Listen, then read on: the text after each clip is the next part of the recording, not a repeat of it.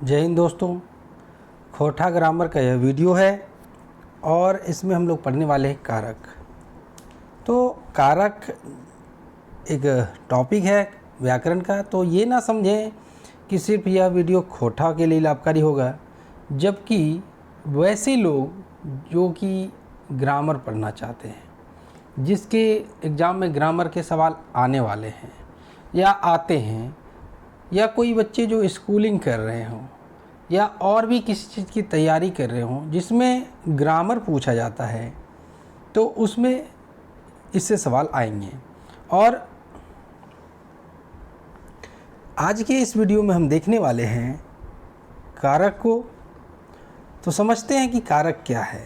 व्याकरण में उस व्यवस्था को कारक कहा जाता है जिससे वाक्य के शब्द कुछ शब्दों या शब्दांशों के माध्यम से एक दूसरे से संबंधित स्थापित करते हैं या एक पूर्ण अर्थ की प्राप्ति करते हैं। ये तो हुई किताबी भाषा। अब जरा इसे समझिए। आपको देखिए, राम ने रावण को मारा, तो यहाँ पर ने जो आया है वो राम और रावण के बीच के संबंध को दिखा रहा है। किसने मारा? तो राम ने मारा। किसको मारा? रावण को मारा। कहाँ मारा? लंका में मारा। किसके लिए मारा? सीता। ये सभी एक दूसरे से संबंध स्थापित किए हुए हैं। ऐसा नहीं है कि कुछ भी एक्स्ट्रा आके घुस गया है। अब इसके बिना अर्थ की प्राप्ति भी नहीं होगी। तो कारक क्या है? तो कारक या तो शब्द है या शब्दांश है जो संबंध जोड़ने का कार्य करता है। अब यहाँ पर कंफ्यूज ना करें, क्योंकि ये संबंधवाचक नहीं है। संबंधवाचक वो अलग होता है। यहाँ पर संबंध दिखाता है। क्यों दिखाता है? ताकि पूर्ण अर्थ की प्राप्ति हो सके। हम बस इतना जानेंगे कि कारक के कुछ चिन्ह होते हैं और उन्हीं चिन्हों द्वारा संबंध जोड़ा जाता है एक शब्दों से दूसरे शब्दों का। क्लियर है? नहीं है तो आप हमें कमेंट करेंगे। तो चलिए देखते हैं। राम रावण लंका सीता मारा, ये सभी शब्द एक दूसरे से जुड़े हुए अभी नहीं हैं। अब हमें इन्हें जोड़ना होगा। उसके लिए हम क्या करेंगे? राम ने रावण को लंका में सीता के लिए तीर से मारा। चलिए आप इसे देखिए जरा सा। ये सब जो चिन्ह देख रहे हैं, राम ने यानी कर्ता ने, कर्म को, अधिकरण में पर, संबंध काके की नहीं है, सॉरी यहाँ पर संबंध नहीं है, ठीक है। तो यहाँ पर को के लिए का इस्तेमाल हुआ है, यहाँ तीर से, है ना। तो इसे हम डिटेल में भी समझेंगे कि किस चिन्ह को कौन सी विभक्ति कहा जाता है। 8 विभक्तियाँ होती है और सभी विभक्ति के अपने अपने चिन्ह होते हैं, और इन चिन्हों से सवाल एग्जाम में कई बार पूछे गए हैं और पूछे जाते रहेंगे। कृपया वीडियो को अंत तक देखिएगा, और अभी तक आपने लाइक नहीं किया है तो जल्दी से लाइक करके सब्सक्राइब कर लें और बेल आइकन को दबा लें, क्योंकि इस चैनल पर आपको द लूजन चैनल पर अच्छे वीडियो आपके एग्ज़ाम की दृष्टि से आने वाले हैं और आते रहे हैं। चलिए आगे बढ़ते हैं। अब हम देखते हैं कि ये जो व्यवस्था हम देख रहे हैं यहाँ पर, राम ने रावण को लंका में सीता के लिए तीर से मारा, इसमें देखिए एक शब्दांश, छोटे छोटे शब्दांश है, जैसे ने है, को है, में है, के लिए है, से है। ये शब्दों को जोड़ने का काम कर रहा है। अब क्यों जोड़ने का काम कर रहा है? क्योंकि इनके बिना संबंध स्थापित नहीं हो पाएगा और पूर्ण अर्थ की प्राप्ति भी नहीं होगी। ठीक है, तो चलिए आगे देखते हैं। इससे पिछला वीडियो जो था वो उपसर्ग और प्रत्यय पर था। अगर आपने नहीं देखा है तो हमारे चैनल के प्लेलिस्ट में जाकर के उसे देख लें, क्योंकि मैं क्लास रेगुलरली ले रहा हूँ, सीरियली ले रहा हूँ। अगर आपका छूट गया तो आपको दिक्कतें आ सकती है, तो कृपया इस पर ध्यान दें। चलिए आगे देखते हैं। इसमें इस वाक्य में शब्दांशों का प्रयोग हुआ है जिससे संबंध की स्थापना हुई है, इसलिए हम कह सकते हैं कि कारक वह व्यवस्था है जो भले ही शब्दांश के रूप में हो या शब्द के रूप में हो, लेकिन दूसरे शब्दों के साथ संबंध स्थापित करके पूर्ण अर्थ की प्राप्ति करता है। चलिए आगे देखते हैं। अब हम देखेंगे कारक के भेद। तो कारक के कितने भेद होते हैं? अभी हमने थोड़ी देर पहले आपको कहा कारक के 8 भेद होते हैं। पहला है कर्ता कारक, इसको शून्य भी कहा जाता है। ठीक है, कर्ता कारक। तो कर्ता कारक का चिन्ह क्या है? ने। कर्ता कारक का चिन्ह क्या है? ने। ठीक है, एक बार फिर दोहराता हूँ। कर्ता कारक का चिन्ह क्या है? ने। तो राम ने मारा, राम मारलय। ध्यान से देखिए, राम ने मारा ये तो हिंदी में हुआ, राम मारलय ये हो गया खोटा में। उसने कहा ऊ कहलय, उसने कहा ऊ कहलय। ठीक है, तो आपसे पूछा जा सकता है कि ये जो विभक्ति चिन्ह है वो किस कारक का है? तो कह देंगे आप कि ये तो कर्ता कारक का है। कौन सी विभक्ति? तो कर्ता कारक की है, तो ने विभक्ति कर्ता कारक की है, जिसे शून्य कारक भी कहा जाता है। चलिए आगे देखते हैं। खोटा में कुछ खास मात्रा में कर्ता कारक में ऐ विभक्ति भी पाया जाता है, यानी हिंदी में सिर्फ ने पाया जाता है, खोटा में कभी कभी कुछ खास चीज़ों में ऐ भी पाया जाता है। जैसे बापें कहलय, बाप ने कहा। दादाएँ खैलय, दादा ने कहा खाया, दादाएँ देखलय, दादा ने देखा। अब कर्म कारक देखते हैं। पहली विभक्ति हो गई कर्ता कारक, दूसरी विभक्ति है कर्म कारक। तो इसमें होता है कर्ता ने कर्म को। चलिए आगे देखते हैं। तो एक बार विभक्ति को आप मेरे साथ दोहरा लेंगे। कर्ता ने कर्म को करण से संप्रदान को के लिए अपादान से संबंध का के की अधिकरण में पर। तो ये इसके बाद एक 8वां होता है संबोधन। हे अजी अहो अरे संबोधन। तो ये 8 विभक्तियां होती हैं और इनके चिन्ह होते हैं। विभक्ति चिन्ह को ही कारक चिन्ह भी कहा जाता है। तो चलिए हम एक एक करके देखने जाते हैं। तो हमने देखा कि कर्ता में खोठा के लिए ऐ का प्रयोग होता है, जबकि कर्म में देखिए के और रा का प्रयोग होता है। और इसी को हिंदी में देखते हैं तो हम क्या देखते हैं कि कर्म को, है ना, कर्म को होता है। यहाँ देखिए कर्म के साथ राम को मारा, राम के मारलय। राम को मारा का क्या हो जाएगा? राम के मारलय। देखिए के आया कि नहीं। नेक्स्ट है सीता को कहा, तो सीता के कहलय। उसको कहा ओकरा कहलय। देखिए क्या आया? के आया और रा आया। लेकिन अगर हिंदी पढ़ते हैं तो क्या आता? को आता है। ठीक है, हिंदी में क्या आएगा? फिर से दोहराता हूँ, हिंदी में आएगा को। हिंदी में क्या आएगा? को। और जबकि खोठा में क्या आएगा? के और रा, है ना, ओकरा एकरा। फिर से समझिए, हिंदी में को और खोठा में के और रा। किसके लिए? दूसरी विभक्ति जो कि कर्म कारक है। किसके लिए? कर्म कारक के लिए। ठीक है, चलिए आगे बढ़ते हैं। सीता को कहा, सीता के कहलय। उसको कहा ओकरा कहलय। तुमको कहा तोरा कहलों। हमनी के कहलय तोहिन के कहलों। ओखिन के कहलय, है ना।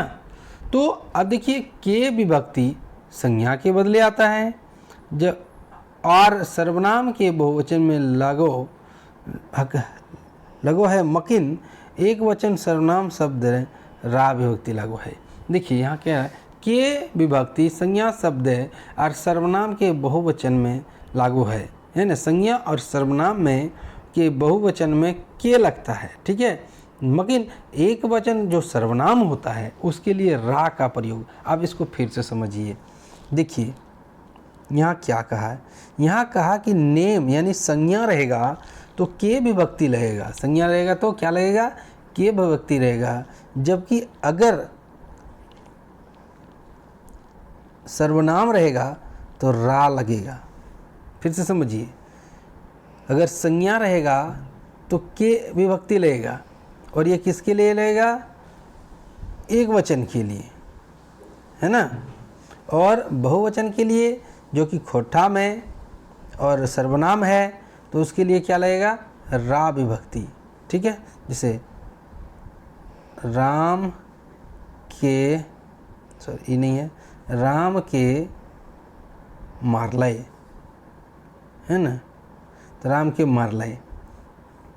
अब फिर से देखिए आप, ओकरा कहलय, ओकरा कहलय। तो यहाँ पर देखिए सर्वनाम के साथ सिर्फ और सिर्फ रा लगता है, लेकिन संज्ञा के साथ ने का प्रयोग होता है। ठीक है, चलिए आगे देखते हैं। करण कारक। करण कारक का मतलब होता है कर्ता ने कर्म को करण से विभक्ति। यहाँ पर आप देखेंगे तो अपादान में भी आपको से मिलेगा, तो ये वाला से आपको साथ करने का बोध दिखाएगा, यानी जोड़ेगा किसी चीज़ को, और अपादान वाला से अलग करेगा। ठीक है, आप इस बात का याद रखें कि करण कारक का जो से होता है, करण कारक का से जोड़ता है ना। करण कारक में जुड़ता है, जुड़ाव। जैसे मैं कलम से लिखता हूँ, तो ये कलम है और कलम को पकड़ के लिखते हैं तो हाथ जुड़ गया उससे। लेकिन अगर बात कहूँ कि पेड़ से पत्ते गिरते हैं, पेड़ से पत्ते क्या होता है? गिरते हैं, तो देखिए पेड़ से वो अलग हो रहा है। तो ये है अपादान कारक और करण कारक में संबंध या अंतर, जो भी आप कह लें। अब करक कारक में हमें खोठा में क्या मिलेगा? आय मिलेगा, आय मिलेगा, वाई मिलेगा, आज मिलेगा या वाई मिलेगा। चलिए देखते हैं। डंडा से मारा, तो डंडा हाथ से जुड़ गया। ठेंगे मारलाई, ठेंगाए मारलाई, है ना। ठेंगा मीन्स लाठी होता है। छड़ी से पीटा, सोटे पिटलई, सोटाई पिटलई, सोटवाई पिटलई या सोटलई ठेंगवाई ठोकलई। कहने का अर्थ है कि आप यहाँ पर इस बात को दिमाग में रखेंगे, जब भी एग्जाम में देखेंगे कि यदि जुड़ रहा है, यदि जुड़ाव का बोध हो रहा है, तो वो करण कारक होता है। और खोठा में ये पहचान है, ए, आए, वाएँ, आज और वाएँ। अब हम देखते हैं संप्रदान कारक। तो संप्रदान का क्या होता है हिंदी के लिए? तो संप्रदान हिंदी में होता है चौथी विभक्ति, और इसका पहचान होता है को के लिए, यानी जो कार्य हो रहा है वो किसके लिए हो रहा है। अब देखते हैं। ले, लाई, लागिन और खातिर, ये पहचान है। उसके लिए खरीदा है, ओकर ले खरीद ले ही है, खरीद ले है, यानी ओकर ले खरीद ले है, उसके लिए खरीदना है। ओकर लाई किन ले है, उसके लिए खरीदा है। बात की है, ओकर लागिन किन ले है, उन्हीं के लिए खरीदा है। ओकर खातिर किन ले है, देखिए सब यहाँ पर आ गया, लेकिन अर्थ क्या निकल रहा है? अर्थ निकल रहा है कि किसके लिए। तो संप्रदान कारक होता है को के लिए। अब है अपादान कारक। अभी हमने आपको कहा कि अपादान कारक से बदलाव का यानी अलगाव का बोध होता है, वो दूर करता है किसी चीज़ को, जबकि संबंध कारक किसी चीज़ को जोड़ने का कार्य करता है। ले, अपादान कारक में क्या होगा? ले, खोठा में। लेकिन हिंदी में क्या होगा? हिंदी में होगा से। पेड़ से गिरा, गाछ ले गिरल। ऊपर से गिरा, ऊपर ले गिरलई। बाहर से निकला, बाहर ले निकलल। घर ले बाहर निकलल। सीता गीता से सुंदर है, सीता गीता ले सुंदर है। उससे अच्छा तो यह है, ओकर ले बेस तो यह है। ई किताब में अच्छी वह किताब है, ई किताब ले बेस वो किताब है। अब देखिए हमने कहा दिया कि अपादान कारक एक चीज़ से दूसरे से विलगाव एवं अलग करने की स्थिति में होता है, या तुलना करते हैं या उसको अलग करने का प्रयास करते हैं, जुड़ता नहीं है इसमें। संबंध कारक, संबंध का मतलब होता है का, के, की, संबंध कारक, किसका, किसकी, किसके। अगर हम बात करें हम लोगों का तो हमीन के, उन लोगों का तो औखीन के, है कि नहीं। तो ये बताता है कि ये चीज़ जो है वो किसका है, संबंध बताता है, डेमोन्स्ट्रेशन, संकेत देता है, ये बता देता है किसका है। अगर इंग्लिश में बात करें तो ये तो पोसेसिव हो जाएगा। चलिए देखते हैं, एक, के, रॉ, ये संबंध कारक में आपको खोठा में मिलने वाले हैं, जबकि हिंदी में क्या मिलता है, का, के, की। हम लोगों का हमीन के हकई, हमनी हकई, हमीन के हकई। राम का है रामे हकई, सीता का है सीता हकई। तुम लोगों का है तोहनीन के हको, तोहिन के हको। तुम्हारा है तोर हकई, तोर हको। मेरा है हमर हके, उसका है ओकर हकई। तो देखिए क्या मिला इसमें, एक, के और रॉ, तोहनिक, रामेक, एक हुआ। अधिकरण कारक, अधिकरण कारक का होता है में पर, यानी किसी चीज पर, है ना, में पर।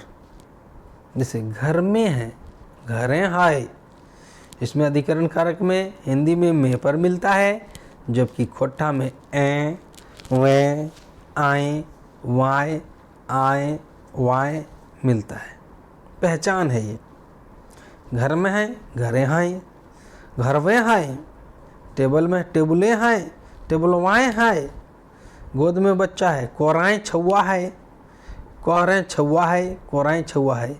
दामोदर की गोद में कोयला है, दामोदराय कोराएँ कोयला है। संबोधन कारक, और ये आखिरी है, आठवां है।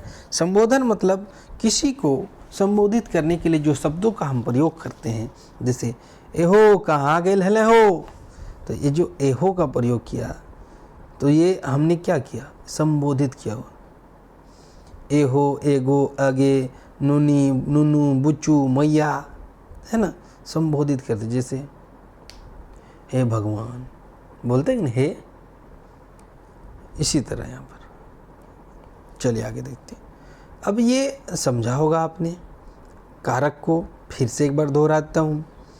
कारक में वैसे शब्दांश या शब्द का प्रयोग करता है जो छोटे छोटे वाक्यों शब्दों को जोड़कर एक संपूर्ण अर्थ के लिए वाक्य को आपके सामने प्रस्तुत कर देता है।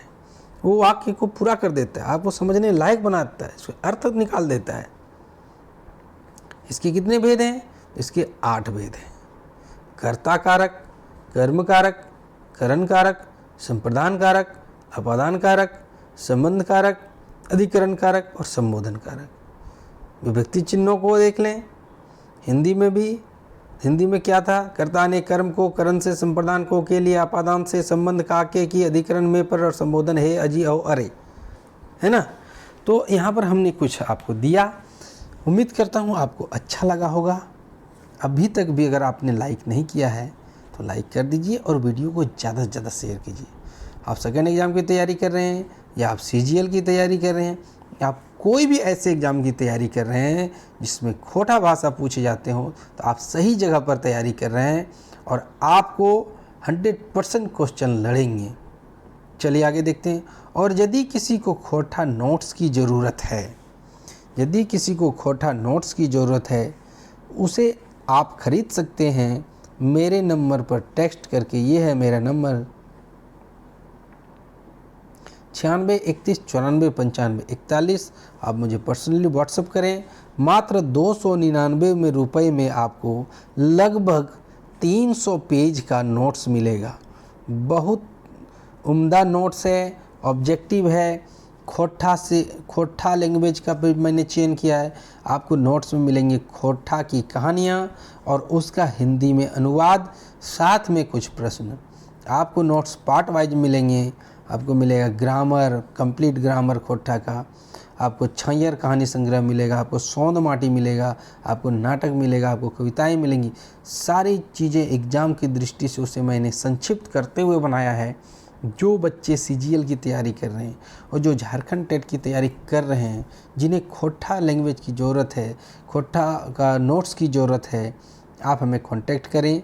मात्र 299 रुपये में आपको दिया जा रहा है। बाद में ये बदल सकता है, लेकिन अभी आपको 299 रुपये में दिया जाता है। बहुत सारे बच्चों ने लिया है और आप ले सकते हैं। इसके लिए आप हमसे संपर्क करेंगे। चलिए आगे बढ़ते हैं। अब हम देखते हैं कुछ प्रश्नों को। ऑब्जेक्टिव प्रश्न है, उसे भी देख लेना जरूरी है। खोरठा कर्ता कारक विभक्ति प्रत्यय छांटा। खोरठा में देखिए, हिंदी में नहीं कहा है, किस में कहा है? खोरठा में विभक्ति कारक का जो चिन्ह है उसे छांटिए। तो हमने अभी देखा था कि खोरठा में विभक्ति कारक के लिए, खोरठा में जो कर्ता कारक है ना, सॉरी विभक्ति कारक मैंने कहा, खैर विभक्ति ही है, वो गलत नहीं है। खोरठा में जो प्रथमा विभक्ति है जिसको कर्ता कहते हैं, उसके लिए किसका प्रयोग हमने किया है खोरठा में? तो आपने देखा था खोरठा को हमने शून्य विभक्ति कहा था, है ना। खोरठा को क्या कहा था? शून्य विभक्ति कहा था। तो इस तरह हमारा जवाब ऑप्शन नंबर क्या सही होता है? डी सही होता है। नेक्स्ट है, कर्म कारक संज्ञा शब्द हैं कौन विभक्ति लगवल जाए। देखिए, संज्ञा के लिए ये भी हमने आपको बढ़िया से समझाया था। संज्ञा के लिए के का प्रयोग करते हैं। किसका प्रयोग करते हैं? संज्ञा के लिए के का प्रयोग करते हैं और सर्वनाम के लिए रा का प्रयोग करते हैं, है ना। संज्ञा के लिए के का प्रयोग, तो के किस में है? तो के है ऑप्शन नंबर बी में। तीसरा देखिए, खोरठा एक वचन पुरुषवाचक सर्वनाम शब्द है कर्म कारक कौन विभक्ति लगवल जाए। देखिए, कर्म के लिए अभी तो मैंने आपको तुरंत बताया। अभी हमने क्या बताया कि संज्ञा के लिए के और सर्वनाम के लिए एक वचन है तो रा। किसका होगा? रा का प्रयोग होगा। ओकरा, एकरा, है ना। अब चौथा सवाल देखते हैं। पुरुषवाचक सर्वनाम के बहुवचन रूप हैं कर्म कारक कौन विभक्ति लगवल जाए। देखिए, अब कहा है एक वचन के लिए रा, संज्ञा के लिए के, तो बहुवचन के लिए क्या, यह आप बताइए। तो बहुवचन के लिए और संज्ञा के लिए, दोनों के लिए के का प्रयोग किया जाता है।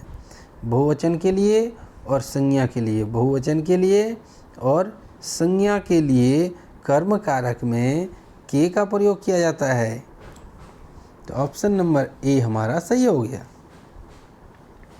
पांचवा सवाल है, कर्म कारक एक सही रूप छाटा। यानी कर्म कारक का कौन सा सही रूप इसमें है?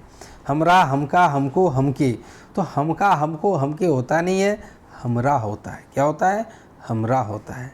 नेक्स्ट है, कर्म कारक एक सही रूप छाटा। यानी कर्म कारक का सही रूप छाटिए। हामिन के, हामिन को, हामनिक या सभे। तो हमन को हामनिक नहीं होता है, हमिन के होता है। कर्म कारक की बात हो रहा है ना, तो कर्म कारक में तो के लगता है। किसके किसके के लिए के लगता है? अब ध्यान से मैं फिर आपको रिपीट कर देता हूँ, आपकी कभी भी दिक्कत नहीं होगा। अगर संज्ञा है या बहुवचन में सर्वनाम है, सर्वनाम प्लूरल है, ठीक है, प्लूरल है सर्वनाम, तो इसके लिए आप लगाएंगे के, ठीक है। और यदि एक वचन सर्वनाम है, एक वचन सर्वनाम, इसको सिंगुलर कहते हैं, है ना, सिंगुलर एक वचन सर्वनाम है, तो उसके लिए आप लगाएंगे रा, ठीक है। किसके लिए ये सब बातें हैं? तो ये सब बातें हैं कर्म कारक के लिए। किसके लिए? कर्म कारक के लिए, ठीक है। चलिए आगे देखते हैं।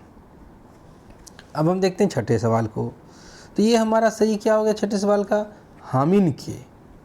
नेक्स्ट है,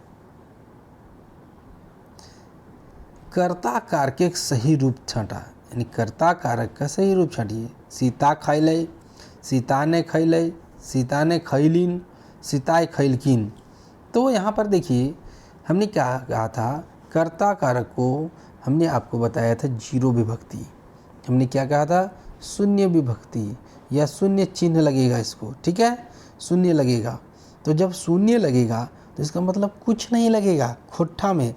तो आप देखिए सीता खैलई, कुछ नहीं लगा। सीता ने, कर्ता ने हिंदी में होता है लेकिन इसमें नहीं होगा, ठीक है, क्या हो जाएगा, सीता खैलई। चलिए 7वां हो गया। अब 8वां देख लेते हैं। 8वां है कर्म कारक सही प्रयोग छाँटा, राम के डाकलय, रामक डाकलय, राम को डाकलय, राम डाकलय। तो इसका सही आंसर होगा राम के डाकलय, क्योंकि संज्ञा के साथ के का प्रयोग होता है। हेठे देल में से कर्म कारक के रूप छाँटा। नीचे दिए गए में से कर्म कारक का रूप छाँटिए। हमरा, हम इनके, सभी। तो 9 नंबर का आंसर होगा डी, है ना, सभी है। नेक्स्ट है जे रूपटा कर्म कारक नाय हकय तकरा छाँटा। जो रूप कर्म कारक का नहीं है उसे छाँटिए। हमनिक, हम इनके, हमनी के, हमरा। तो हमनिक नहीं है ना, हमनिक नहीं है। 11 का देखते हैं।